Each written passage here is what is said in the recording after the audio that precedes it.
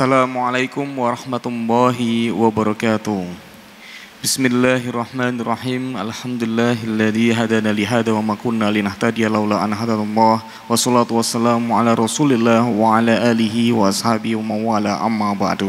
Hadratal Muhtaram, para alim, para ulama, para sepuh bini sepuh, beliau yang kami hormati, Bapak Dr. Kiai Haji Saifuddin LCMA, yang kami hormati seluruh jamaah sholat Jumat di ruang sholat utama Masjid Agung Jawa Tengah, yang kami banggakan para santri Ma'had Tahfidzul Quran MAJT Basnas Jawa Tengah, serta kaum muslim pendengar setia Radio Dakwah Islam, Radio Gaul, dan para pemirsa MAJT TV dan TVku dimanapun Anda berada.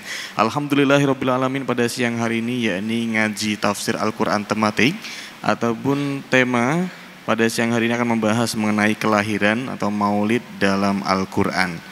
Untuk itu bagi para jamaah dan juga para santri yang ingin berkonsultasi seputar tema ataupun di luar tema, bisa langsung ditanyakan kepada beliau yang terhormat Bapak Dr. Kiai Haji Saifuddin LCMA. Dan bagi para pendengar setia dan juga para pemirsa, bisa bertanya melalui WhatsApp-nya Radio Dais di 0821 336 70.000. Baik, untuk itu marilah kita buka pengajian pada siang hari ini dengan bacaan Ummul Kitab. Li ridhoillah wa li syafaati Rasulillah ala hadinnya Al-Fatihah. Bismillahirrahmanirrahim. Alhamdulillahirabbil alamin arrahmanirrahim maliki yaumiddin iyyaka na'budu wa iyyaka nasta'in ihdinas siratal mustaqim siratal ladzina an'amta 'alaihim ghairil maghdubi 'alaihim. Baiklah, marilah kita simak bersama pengajian pada siang hari ini bersama beliau yang terhormat Bapak Dr. Kiai Haji Saifuddin LCMA. Dengan segala hormat dipersilakan.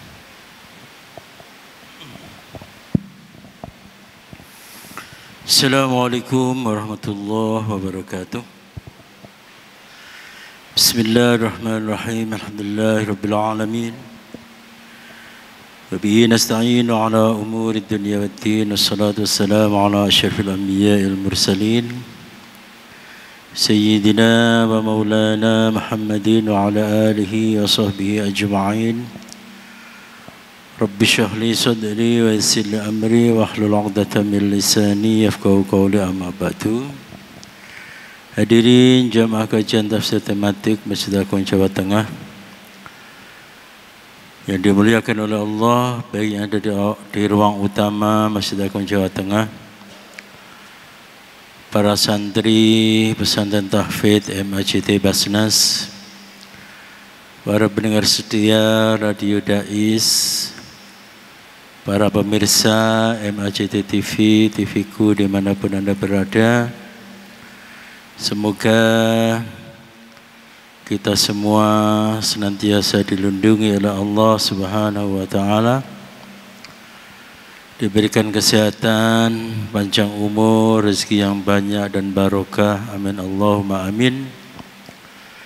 Wabil khusus para jamaah yang sedang ada di masjid, semoga duduknya Anda sekalian, tidur-tidurnya Anda sekalian, mengajinya Anda sekalian terhitung pahala dan diridhoi oleh Allah Subhanahu wa Ta'ala.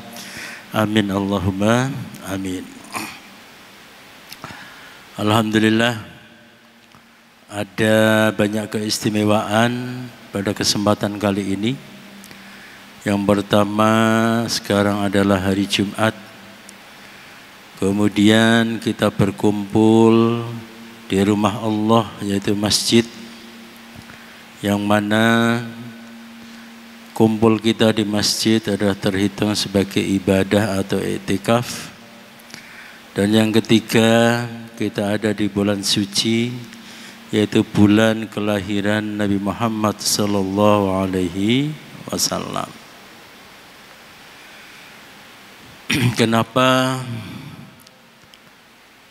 kelahiran Nabi Muhammad SAW perlu kita agungkan? Karena harus kita ketahui, segala apa yang sekarang ini kita anggap agung, segala apa yang sekarang ini kita anggap mulia, itu tidak lain dan tidak bukan, itu adalah karena beliau Nabi Muhammad sallallahu alaihi wasallam. bangunan yang semegah ini,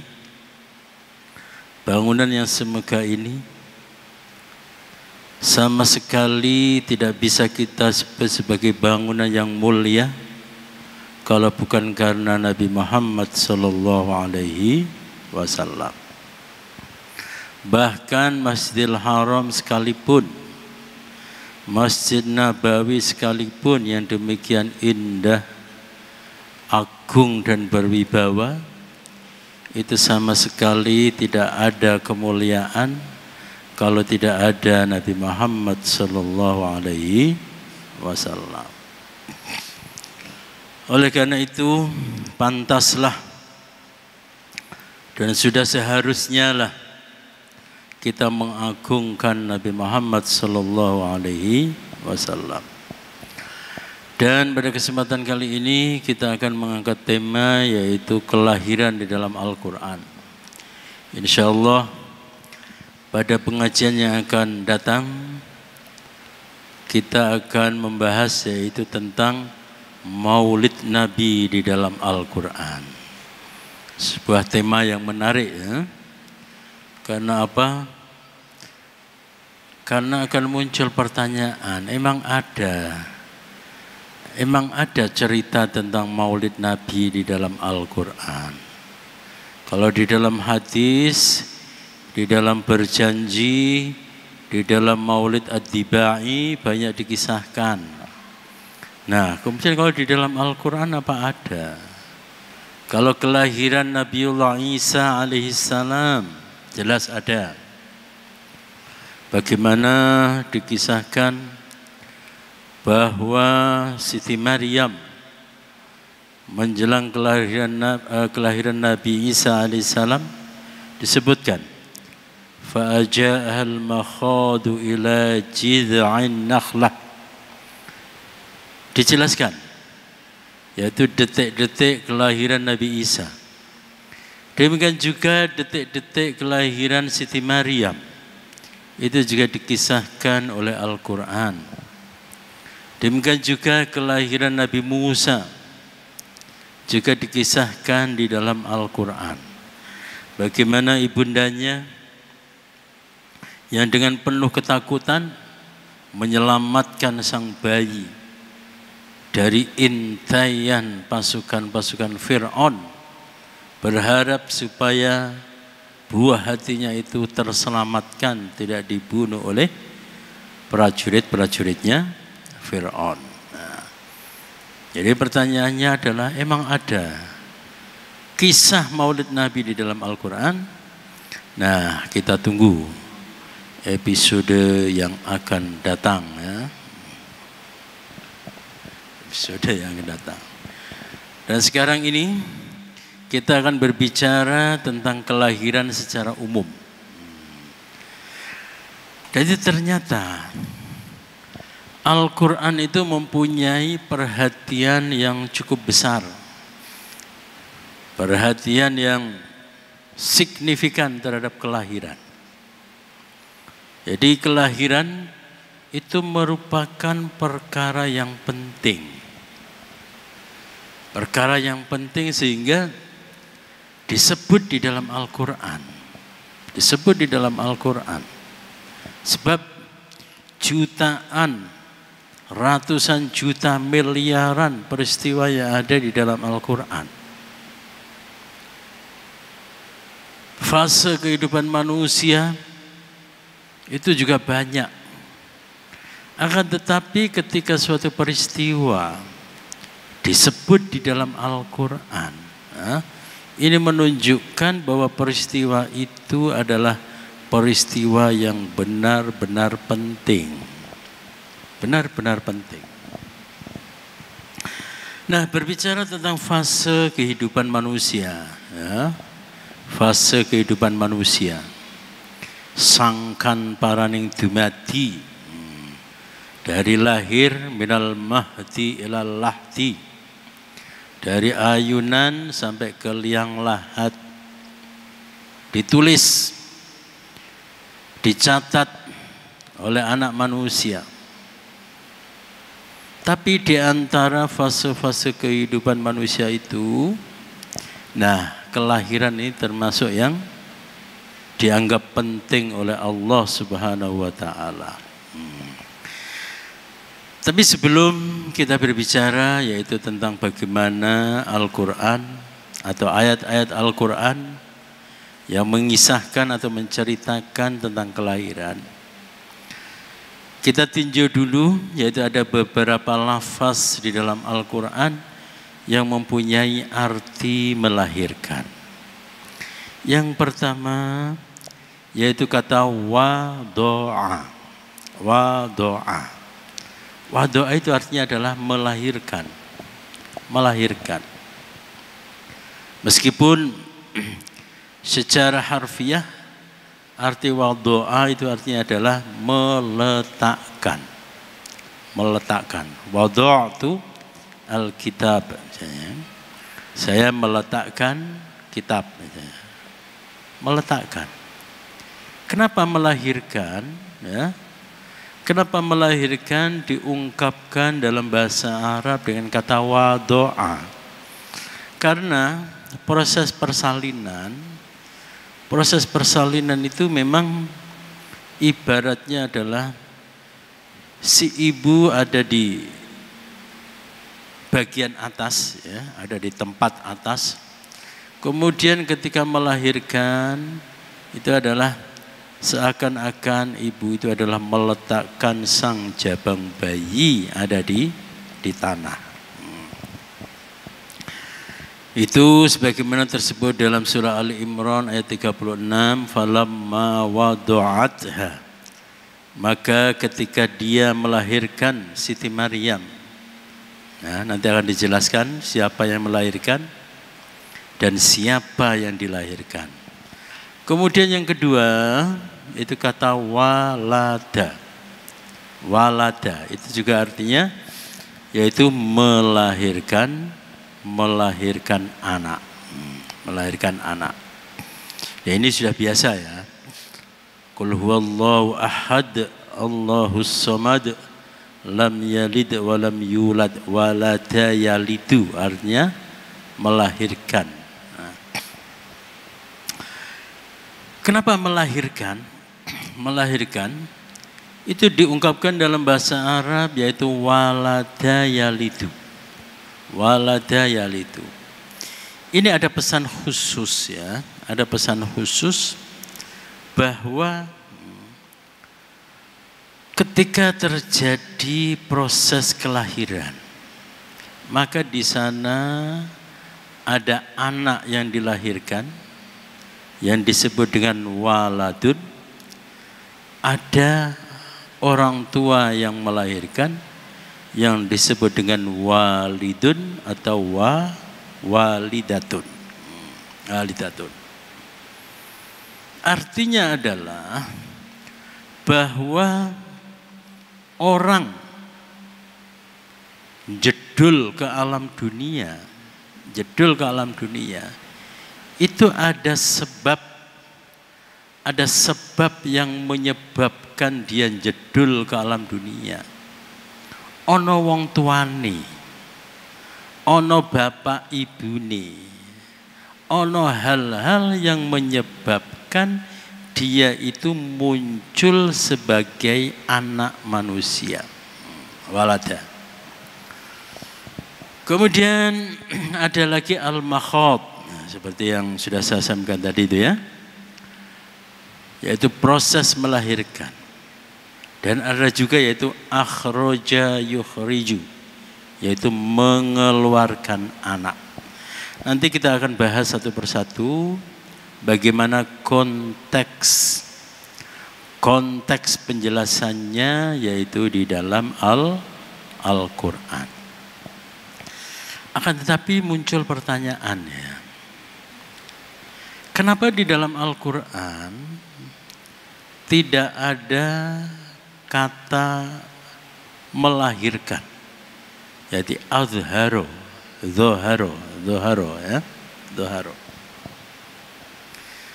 Kalau di dalam apa itu, di berjanji ya, di berjanji itu ada wa zoharo inda wiladati Lo berjanji, apal ra? Apal? Wa dhahara, lahir. Kalau di dalam bahasa Indonesia itu melahirkan. Nah, kata-kata melahirkan itu artinya adalah bahwa sesuatu itu sejatinya sudah ada. Sesuatu itu sejatinya sudah ada tapi masih tertutupi. Masih tertutupi.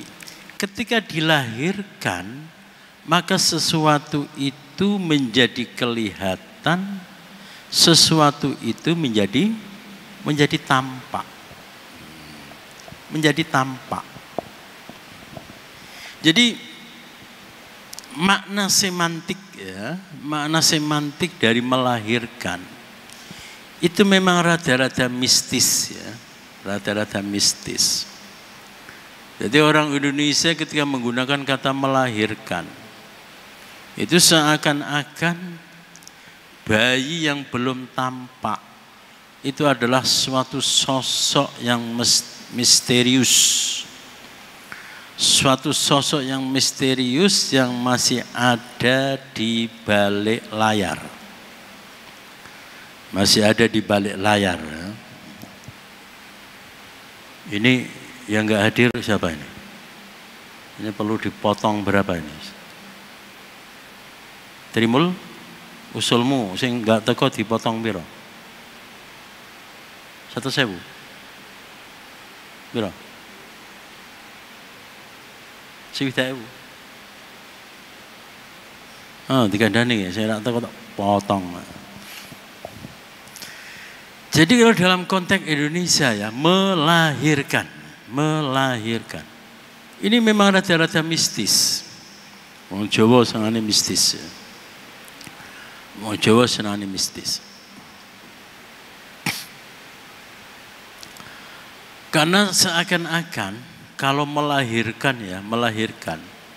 dia itu adalah sosok yang agung, sosok yang misterius, sosok yang masih ada di layar tersembunyi. Ketika dilahirkan ditampakkan, ya, ketika dilahirkan ditampakkan, orang menjadi gembira. Orang menjadi gembira. Dan memang ya, yang namanya proses kelahiran itu, proses kelahiran di dalam primbon Jawa itu jauh lebih misterius ya. Dia lahir dina apa? Jumat. Jumatnya Jumat apa? Jumat Pon, Jumat Wage. Bukan hanya itu, tapi jam berapa? Jam berapa? Itu juga diperhatikan. Mana cara wong Jawa itu? Ono bocah lahir kok pas surup. Pas surup pas maghrib iku. Wah. Pas surup pas maghrib iku ya. Iku dianggap anake apa jenenge? Apa? Jeragung. Anake macan. Anake macan maksudnya itu jeragung atau apa gitu ya, jeragung. Sehingga pernah kejadian anake ya seorang pemuka kaum di suatu masyarakat ya, di kampung itu. Menjelang maghrib iku si ibu iku sudah kontraksi mau melahirkan. Karo bapake iku diomongi, nek kowe anakku, ngono ya. Kalau kamu anakku jangan lahir sekarang. Kalau kamu anakku jangan lahir sekarang. Tunggu sampai azan maghrib selesai, kamu baru lahir. Sampai ngono. Ini wong Jawa koyo ngene iku. Itulah kenapa melahirkan itu demikian mistis. Mistis. Bung Karno disebut sebagai putra sang fajar. Putra sang fajar. Kenapa? Lahir pas maca fajar itu. Penting itu. Jadi kapan dia itu lahir? Kapan dia itu lahir? Itu dijadikan sebagai petanda, apakah pertanda kebaikan ataukah pertanda keburukan. Nah, kemudian bagaimana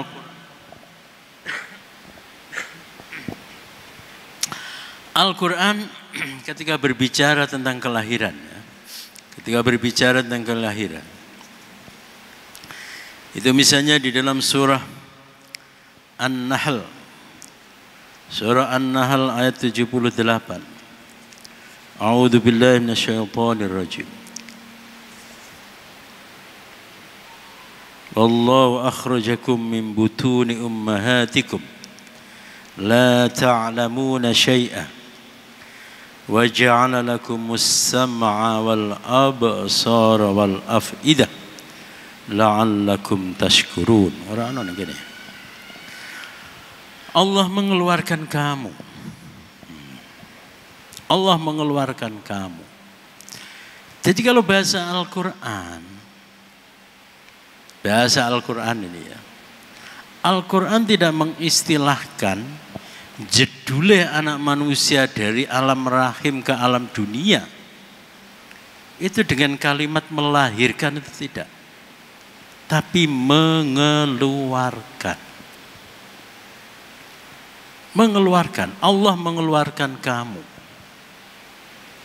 Bukankah yang mengeluarkan itu adalah bidan atau dukun atau dokter? Ya, barangkali adalah bidan, dukun atau dokter. Akan tetapi perlu diketahui bahwa bidan, dukun atau dokter itu hanya sebagai wasilah. Hanya sebagai wasilah. Karena sejatinya yang mengeluarkan itu adalah Allah Subhanahu wa ta'ala.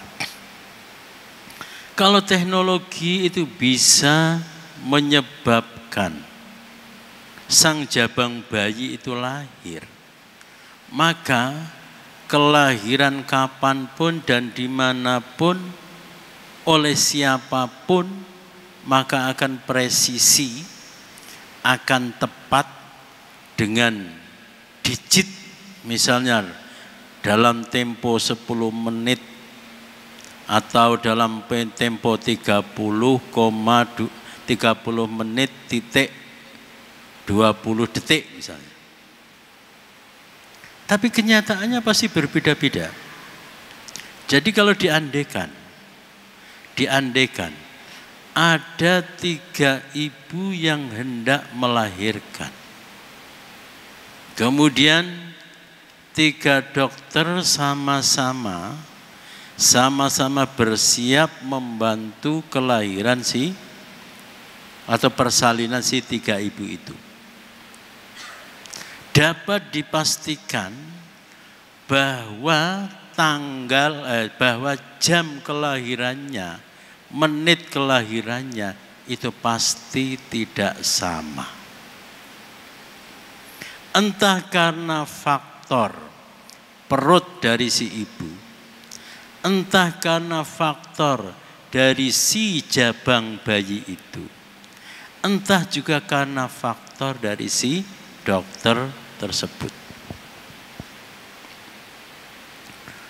Kalian podo-podo, gitu? Podo-podo setoran karo Gus Anwar. Mangane podo-podo ning Mbak Lisa.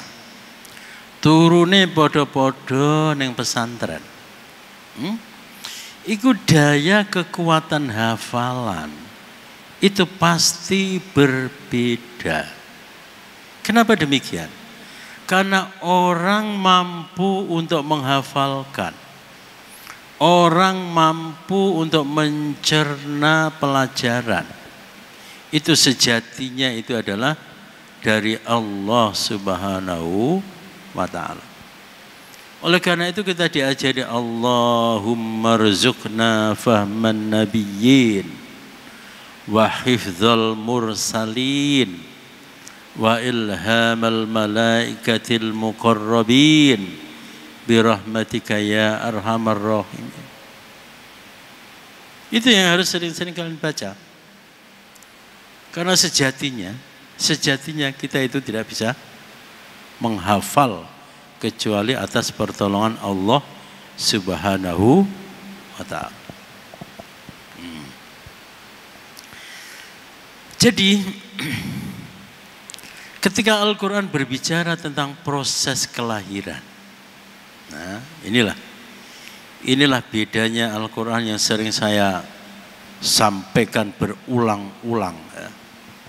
Ketika berbicara tentang tumbuh-tumbuhan, ketika berbicara tentang matahari, ketika berbicara tentang bumi, ketika berbicara tentang segala macam, maka aspek metafisika, bukan mistis ya, aspek metafisika itu selalu disebutkan.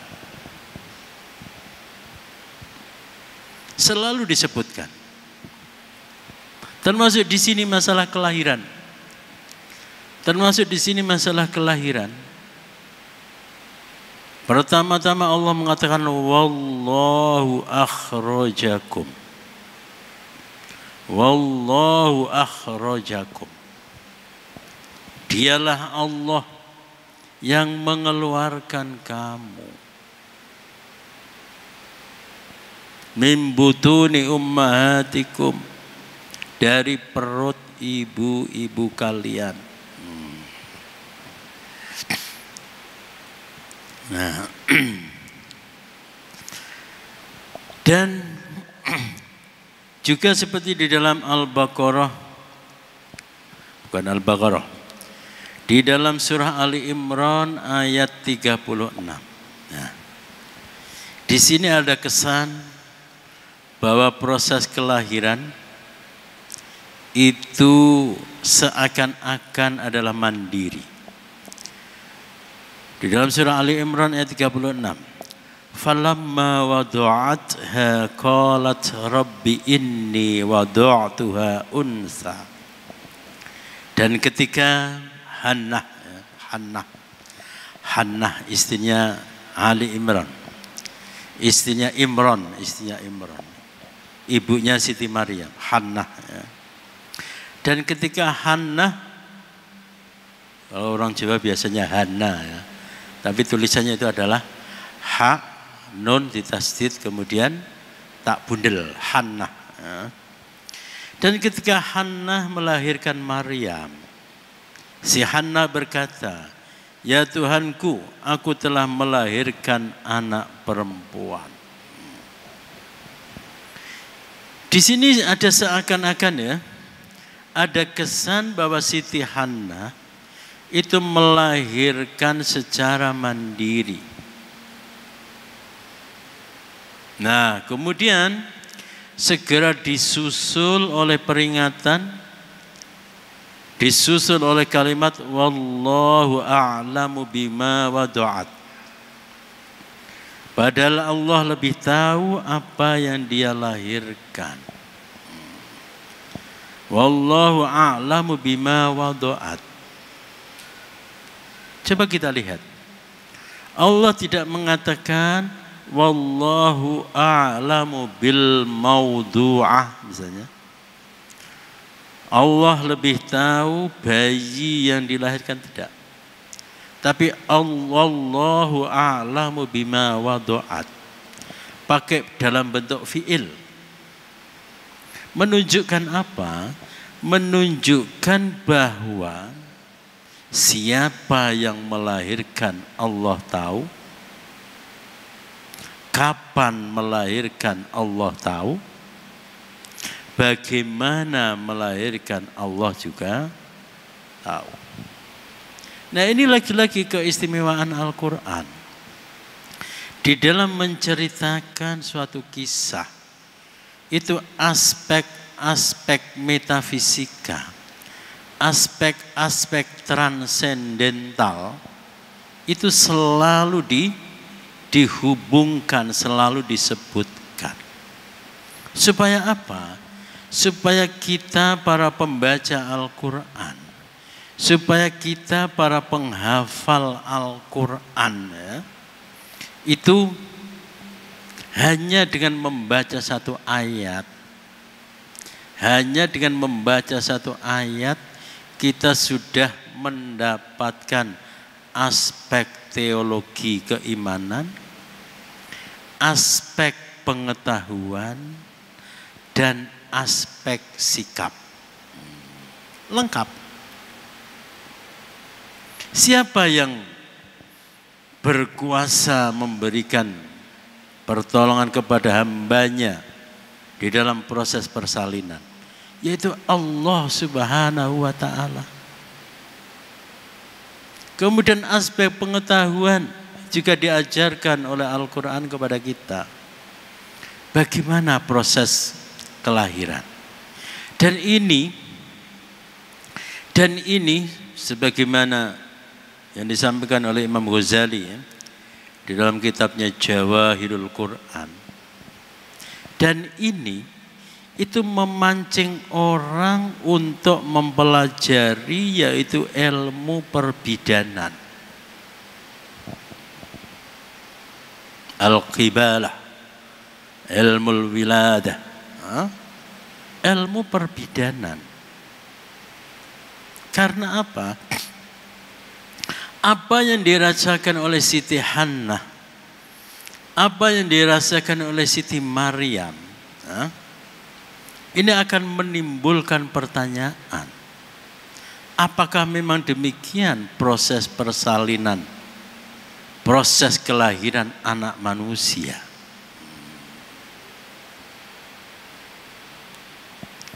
Dan yang ketiga yaitu aspek sikap.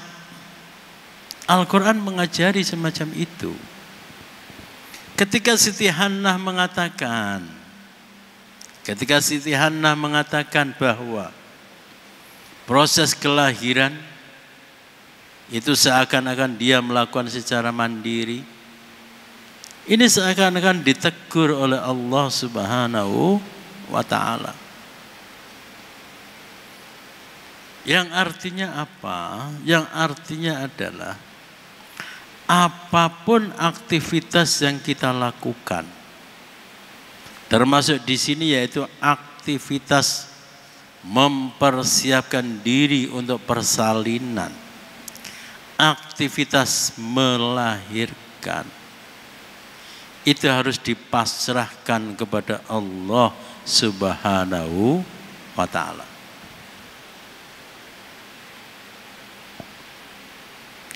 Walaysa dzakaru kal untha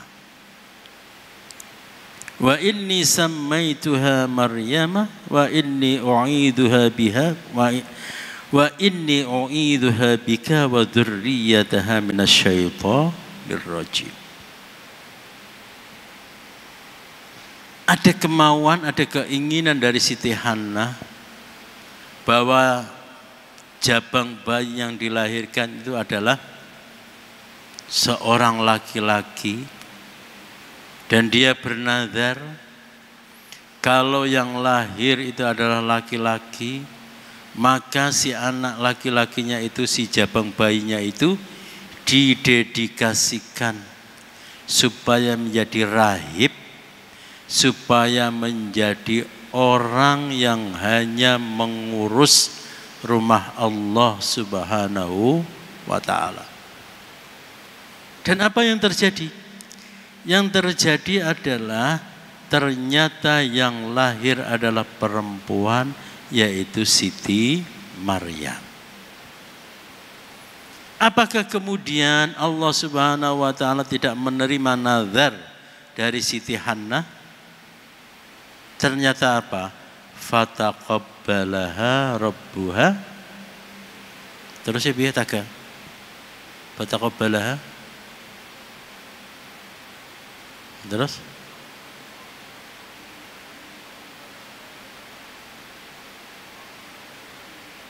Wah, bagus.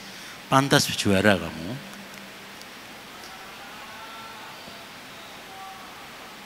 Fataqabbalaha rabbuha biqabulin hasanin. Allah menerima dengan baik. Jadi meskipun yang lahir itu adalah perempuan, tetap diterima oleh Allah Subhanahu wa taala. Dan dalam kisah berikutnya, Siti Maryam itu menjadi rahib, menjadi rahibah yang mendedikasikan semua umurnya yaitu untuk melayani rumah Allah Subhanahu wa taala. Dari sini kita bisa mengambil pelajaran ya. Dari sini, dari surat An-Nahl ayat 78, kemudian surah Ali Imran ayat 36 ya. Bahwa yang pertama kelahiran sang jabang bayi itu bukan kelahiran yang berhenti di situ saja, tidak. Setelah sang jabang bayi lahir, ada tanggung jawab berikutnya. Ada tanggung jawab berikutnya, yaitu bagaimana kita memperlakukan si jabang bayi itu. Di dalam An-Nahl misalnya, wallahu akhrajakum min butuni ummahatikum la ta'lamuna syai'a wa ja'ala lakumus sam'a wal absara wal af'idah. Memang si jabang bayi ketika lahir dia tidak tahu apa-apa. Tapi Allah Subhanahu wa taala sudah membekali yaitu pendengaran, membekali penglihatan, membekali hati yang merupakan jendela ilmu. Ini yang menarik ya. Jadi media atau alat untuk mendapatkan ilmu. Di dalam An-Nahl 78 ya, itu tidak disebut misalnya pulpen, tidak disebut apa itu kertas. Kenapa demikian? Apa sih gunanya kertas? Apa sih gunanya pulpen? Kalau mata tidak kita gunakan, yaitu untuk melihat objek dan menjadi ilmu.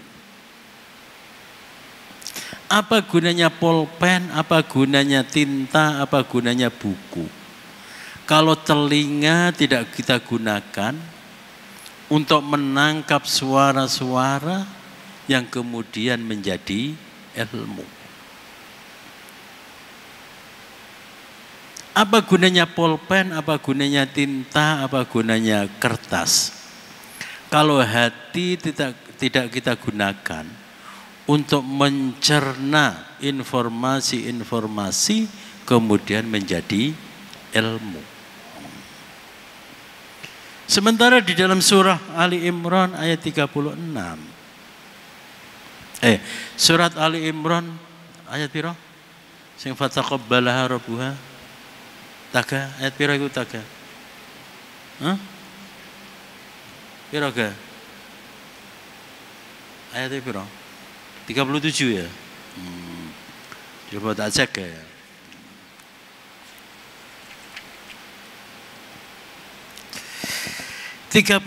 Fataqabbalaha rabbuha biqabulin hasan wa ambataha nabatan hasana wa kaffalaha Zakaria. Ini ada titik kesamaan. Titik kesamaannya apa? Kalau di dalam surah An-Nahl ayat 78, bahwa sang jabang bayi lahir, dia harus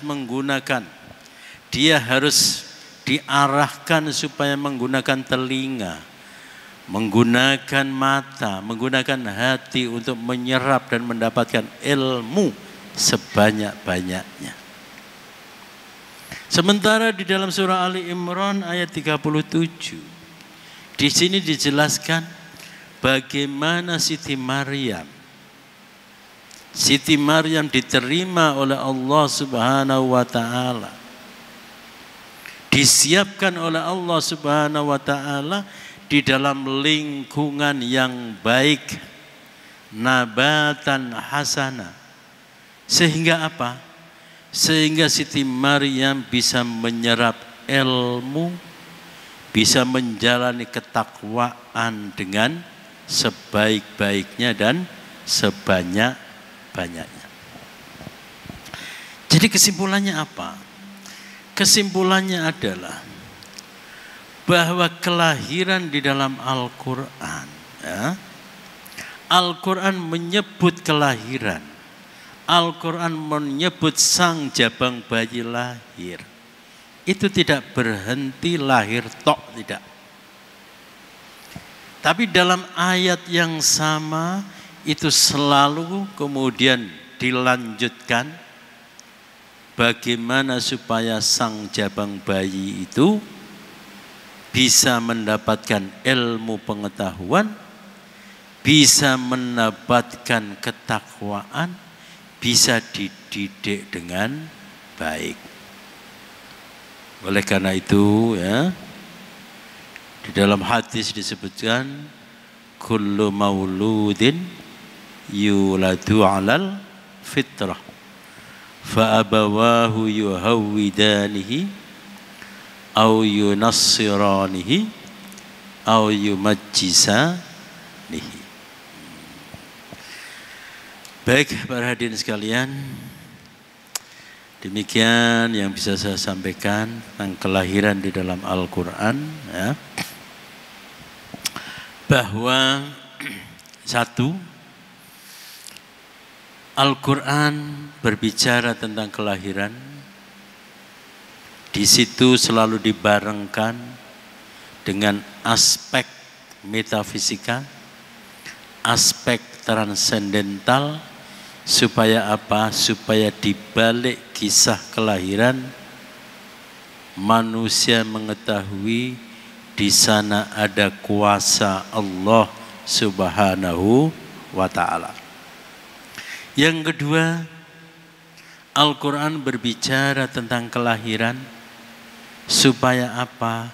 Supaya anak manusia itu ingat bahwa dia punya bapak, dia punya ibu, dia punya silsilah yang menyebabkan dia itu lahir ke alam dunia. Dan selanjutnya adalah supaya dia ingat, supaya dia mempersiapkan bahwa dia juga akan melahirkan anak, melahirkan generasi. Yang ketiga, Al-Quran berbicara tentang kelahiran adalah untuk menunjukkan bahwa begitu manusia itu dilahirkan, itu menunjukkan bahwa dia itu adalah makhluk yang lemah. Nah, kaitannya dengan teologi bagaimana? Kaitannya dengan teologi.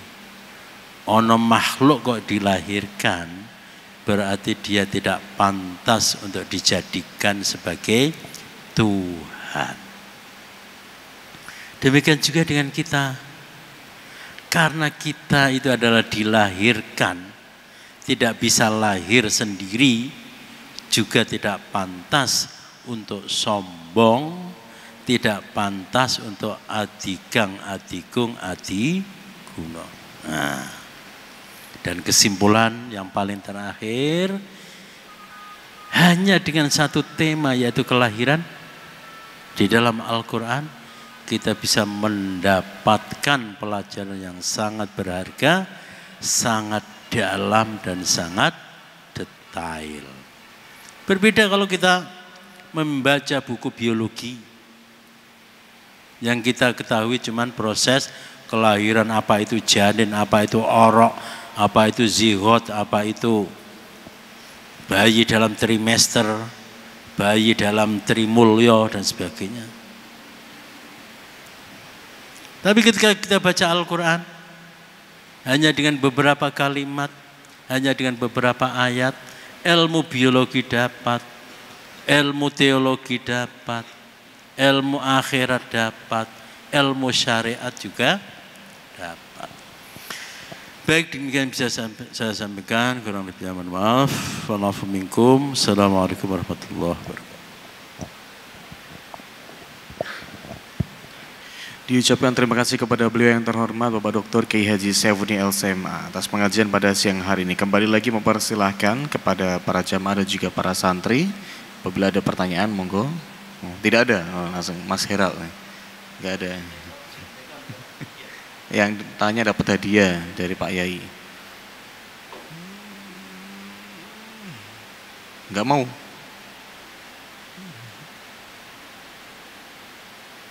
Tidak ada. Oke. Baik, alhamdulillahirrabbilalamin, pengajian pada siang hari ini telah selesai. Untuk itu marilah kita tutup dengan bacaan hamdalah bersama-sama. Alhamdulillahirrabbilalamin.